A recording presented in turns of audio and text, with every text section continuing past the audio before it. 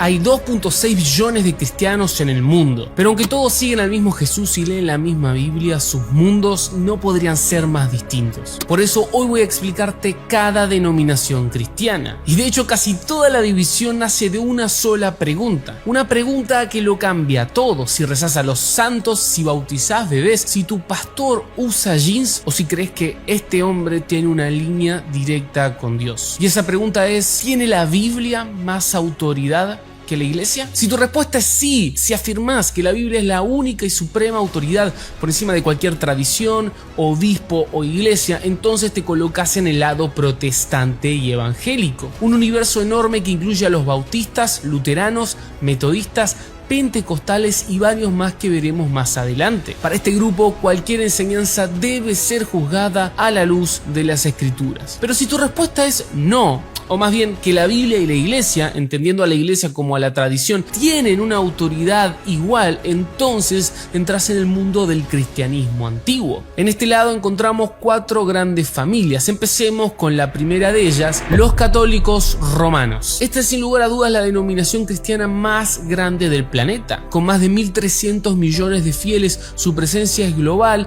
pero especialmente fuerte en América Latina, el sur de Europa, Filipinas y partes de África. Para ellos la iglesia no es solo una idea espiritual, sino una realidad visible con una jerarquía, y la unidad de la misma se garantiza a través del Papa, a quien consideran el líder, el sucesor del apóstol Pedro, a quien, según su fe, Jesús dejó con un encargo especial: tú eres Pedro y sobre esta piedra edificaré mi iglesia. Esta figura le da a los católicos romanos una estructura centralizada bastante única, en la que la fe no descansa únicamente en la Biblia, sino también en la tradición apostólica, que es ni más ni menos lo que los primeros cristianos transmitieron oralmente y con su ejemplo, y también el magisterio de la iglesia, o sea, digamos, la enseñanza oficial de los obispos en comunión con el Papa. En pocas palabras, para los católicos romanos no alcanza con leer la Biblia en privado, porque podría interpretarse de 1000 formas distintas. Para ellos hace falta la guía de la iglesia, que se ve a sí misma como madre y maestra. Ahora, ¿cómo se vive la fe diariamente dentro del catolicismo? Bueno, la teología se apoya en los sacramentos. Estos no son símbolos, sino canales reales donde Dios actúa. El más importante es la Eucaristía, también conocido como la misa, donde creen que ocurre la transubstanciación. Literalmente el pan y vino, aunque parezcan todavía que son simplemente pan y vino, se convierten en el cuerpo y la sangre de Cristo. La vida del creyente está marcada por las liturgias y la veneración a la Virgen María y a los santos, a quienes ven como intercesores y modelos de fe. Lo curioso es que la salvación no es un momento puntual donde uno acepta a Jesús, sino un camino de fe y de obras con caídas y levantadas, donde la iglesia te va acompañando en cada paso a través de la confesión, la comunión y los demás sacramentos. Llegamos así a la segunda gran denominación de nuestra lista, los ortodoxos bizantinos. Con un total de 260 millones de fieles, son la iglesia mayoritaria en Rusia, Grecia, Ucrania, Rumania, Serbia y Bulgaria, y tienen mucha presencia histórica en Medio Oriente. Al igual que los católicos romanos, ellos también creen que la tradición tiene tanta autoridad como la Biblia, pero con una diferencia clave: no aceptan a un papa con poder supremo. En vez de eso, funcionan como una familia de iglesias hermanas e independientes. Cada una tiene su patriarca, pero todas comparten fe, sacramentos y liturgia. Las decisiones importantes se toman en conjunto, en sínodos o concilios, y nadie está por encima de los demás. La vida espiritual gira alrededor de la divina liturgia, que consideran una especie de ventana al cielo. Si entras a una iglesia ortodoxa, la experiencia es realmente impactante. Íconos que parecen mirar a tu interior y que son venerados con besos y velas, coros cantados a capela por horas e incienso llenando el aire. Al igual que los católicos, creen en la presencia real de Cristo en la Eucaristía, aunque no usan el concepto de transubstanciación. Prefieren dejar el misterio abierto sin intentar explicarlo con palabras. La vida de un ortodoxo practicante incluye periodos de ayuno estrictos y una profunda vida de oración. Pero espera, porque ya mencioné varias veces la palabra sacramento. ¿Qué significa realmente? Un sacramento es un acto visible donde Dios transmite su gracia. El agua, el pan, el vino o las palabras y gestos son cosas que podemos ver y palpar, pero que para estas iglesias son canales de acción divina y no solo símbolos o recordatorios. Católicos romanos y ortodoxos reconocen 7 sacramentos: el el bautismo, la confirmación, la Eucaristía, la confesión, la unción de los enfermos, la orden sacerdotal y el matrimonio. No son opcionales, sino que son como estaciones de viaje. A menudo que uno crece en su vida de fe, tiene que pasar por allí. En cambio, la mayoría de los protestantes, quienes se encuentran al otro lado de nuestro listado, reconocen apenas dos sacramentos: el bautismo y la cena del Señor, porque son los únicos que explícitamente instituyó Jesús en los evangelios. Además, muchos de ellos prefieren llamarlos simplemente ordenanzas, porque no creen que transmitan gracia en sí mismos, sino que son simplemente actos de obediencia. Aclarado esto, sigamos con la siguiente denominación: los ortodoxos orientales. Este grupo de unos 60 millones de fieles a menudo es confundido con los bizantinos, pero se separaron hace mucho tiempo. Dentro de esta familia encontramos a los coptos de Egipto, la iglesia etíope, los armenios, los siriacos, eritreos y los indios de Malankara. Ellos también se ven como guardianes de la tradición apostólica, pero con expresiones culturales muy propias y marcadas. Los etíopes, por ejemplo, tienen uno de los cánones bíblicos más amplios del mundo, incluyendo en su Biblia al polémico libro de Enoc. Su fe está llena de elementos del Antiguo Testamento y afirman custodiar el Arca de la Alianza en la ciudad de Aksum. Los coptos en Egipto, por otro lado, se definen por su historia de martirio y su herencia monástica. Los armenios, que fueron el primer pueblo en declararse oficialmente cristiano como nación en el año 301, tienen una fe muy mezclada con su identidad cultural y su memoria del terrible genocidio que sufrieron. Los siríacos conservan cantos en arameo, la lengua que hablaba Jesús, y suena como si vinieran directamente de los primeros cristianos. Ahora, todos ellos creen en la presencia real de Cristo en la Eucaristía y entienden la salvación como un proceso de transformación y unión con Dios llamado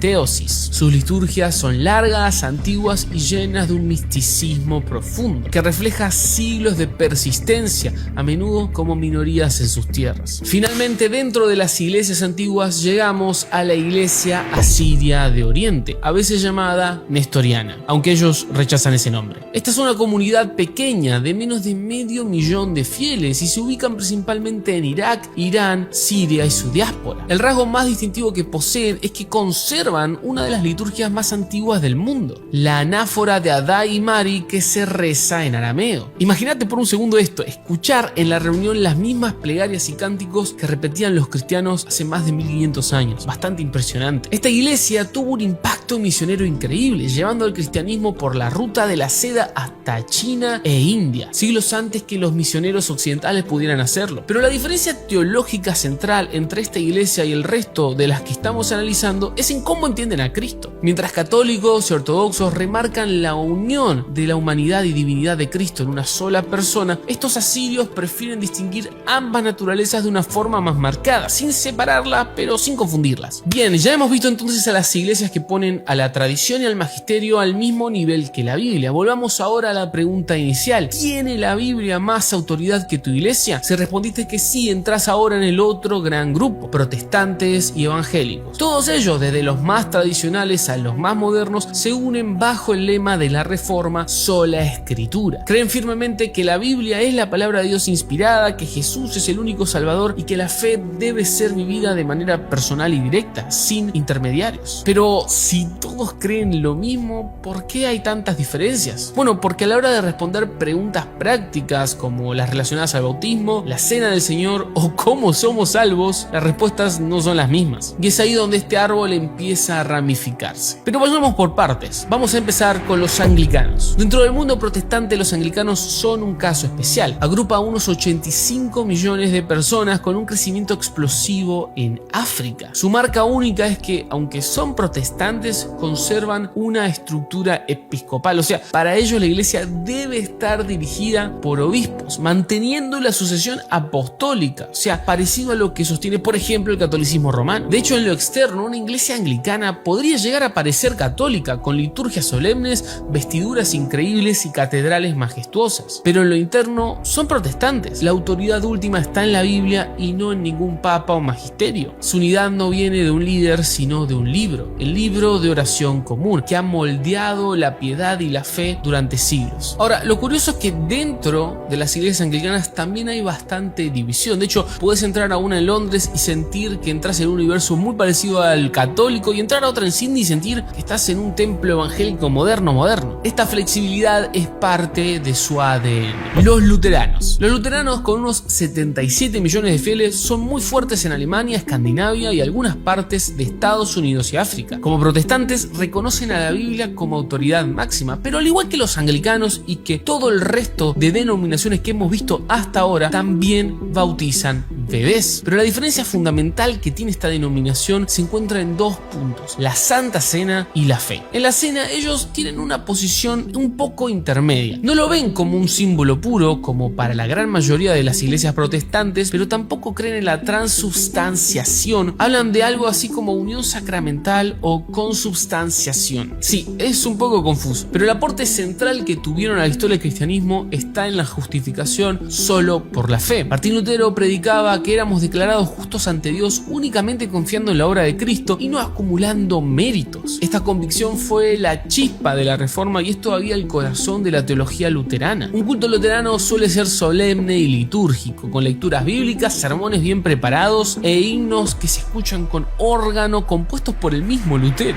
Metodistas. Los metodistas tienen mucha fuerza en Estados Unidos, Reino Unido y Corea del Sur, y en total son algo así como 60 millones. Se parecen bastante a los luteranos en su estructura, pero difieren en algo esencial, que es la salvación. Para ellos, a diferencia de los luteranos, el ser humano tiene libre albedrío. Dios llama a todos, pero cada persona tiene la capacidad de responder o rechazar esa llamada. Esto los hace muy prácticos y activos. John Wesley, su fundador, no se conformaba con predicar en templos, sino que salía al aire libre y formaba pequeños grupos de discipulados en cualquier lugar donde estuviese. Escribía himnos populares y organizaba ayuda social. Su énfasis era que la fe debía notarse en la vida diaria con disciplina, oración y una búsqueda de la santidad personal, pero también había un fuerte compromiso social. No por nada los metodistas tuvieron un papel clave en movimientos como la abolición de la esclavitud. Los presbiterianos. Los presbiterianos y otras iglesias reformadas, unas 75 millones en total, dicen lo opuesto a los metodistas en este sentido. El hombre no puede dar el primer paso hacia Dios. La humanidad está tan marcada por el pecado original que su voluntad está esclavizada y que jamás elegiría a Dios por sí mismo. Entonces, la salvación depende enteramente de que Dios nos elija a nosotros, no de que nosotros lo elijamos a Él. Eso se llama predestinación. Sí, metodistas y presbiterianos coinciden en casi todo, pero se separan justo en este punto, que es de hecho bastante profundo. ¿Depende la salvación de nosotros o depende únicamente de Dios? Como dato curioso, esta denominación no tiene obispos, pero sí un sistema de gobierno representativo con ancianos y pastores que son elegidos democráticamente en cada iglesia. Esta estructura influyó muchísimo, adivinen qué, en el desarrollo de la democracia en Occidente. Los bautistas. Los bautistas son probablemente la denominación protestante más influyente de la modernidad. Cuentan con más de 100 millones de miembros, pero no en cualquier lugar, sino en el país más poderoso del mundo, Estados Unidos. Su nombre viene de su práctica central: no bautizan bebés, solo a creyentes conscientes, adultos o jóvenes que profesan personalmente la fe. Y el bautismo lo hacen por inmersión completa, sumergiendo al creyente en agua como símbolo de su muerte al pecado y su resurrección a una nueva vida en Cristo. Al igual que todas las familias de este lado del árbol, son radicales en cuanto a la Biblia como única autoridad, pero también a la autonomía de la iglesia local. No hay obispos, no hay consejo de ancianos, cada iglesia es independiente y decide por sí misma cómo organizarse y a quién llamar como pastor. Fueron pioneros en la defensa de separar a la iglesia y el Estado, luchando por la libertad religiosa. Y acá hay un detalle también importante: hacen mucho énfasis en la relación personal con Dios. Podríamos ver que a menor dependencia de la iglesia, de la estructura, mayor responsabilidad del individuo en su vínculo con Dios. También son cesacionistas, es decir, creen que los dones de hablar en lenguas, profecías o sanidades fueron algo que solo estaba restringido a los tiempos apostólicos y no están vigentes en la actualidad. Llegamos así ahora a la denominación en la que crecí, la denominación a la que pertenezco, los